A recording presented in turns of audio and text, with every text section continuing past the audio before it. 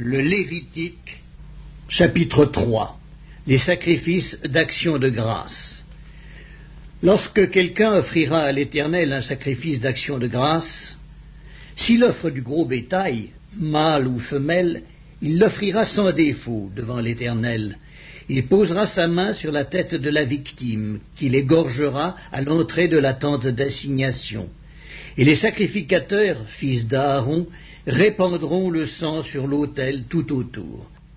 De ce sacrifice d'action de grâce, il offrira en sacrifice consumé par le feu devant l'Éternel la graisse qui couvre les entrailles et toute celle qui est attachée, les 2 rognons et la graisse qui les entoure, qui couvre les flancs et le grand lobe du foie, qu'il détachera près des rognons.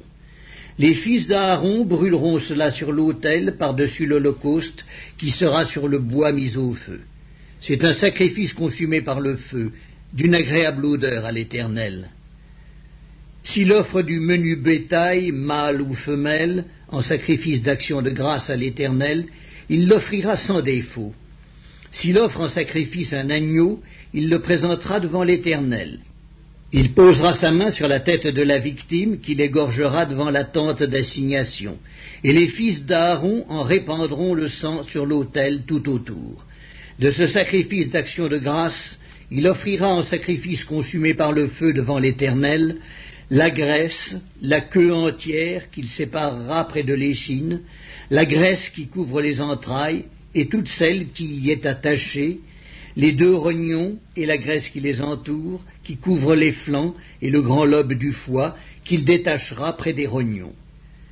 Le sacrificateur brûlera cela sur l'autel. C'est l'aliment d'un sacrifice consumé par le feu devant l'Éternel.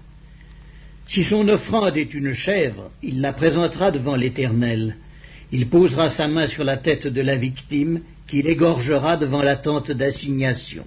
Et les fils d'Aaron en répandront le sang sur l'autel tout autour. De la victime, il offrira en sacrifice consumé par le feu devant l'Éternel la graisse qui couvre les entrailles et toute celle qui y est attachée, les 2 rognons et la graisse qui les entoure, qui couvre les flancs, et le grand lobe du foie qu'il détachera près des rognons.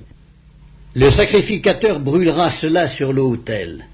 Toute la graisse est l'aliment d'un sacrifice consumé par le feu, d'une agréable odeur à l'Éternel. C'est ici une loi perpétuelle pour vos descendants, dans tous les lieux où vous habiterez. Vous ne mangerez ni graisse ni sang.